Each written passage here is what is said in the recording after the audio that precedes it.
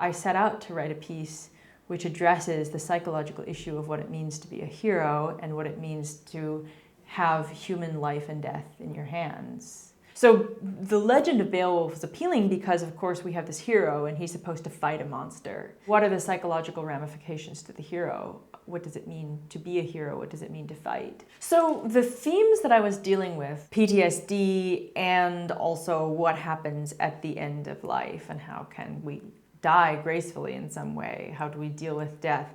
Those were themes that I knew I needed to work on. I used the prototypes, really, the archetype of the hero, the archetype of the monster. So the idea that the monster is really a psychological thing that he's dealing with, demons from his past and things that trigger the PTSD. And I went back and forth a lot in my libretto. Should I actually call this character Beowulf? The opera actually does present a situation which is pretty realistic. I felt as though I had such a definite angle at which I needed to come towards my subject matter that I felt as though it would be such a process of translation to a potential librettist, because I did feel deeply personal about the subject matter. I really had to get the libretto right, and it was kind of extraordinary for me how many drafts it went through. In that sense, I suppose the music sort of started happening, if nothing else, subliminally at that point. After a little while, the character of Beowulf emerged pretty clearly to me, and he had a very particular way of singing and a very particular way, particularly for his recitative, what would happen. It's not something that necessarily is dealt with that much in theater or in opera, is the idea of what happens to a person at the very end of his or her life. It's something which we all go through,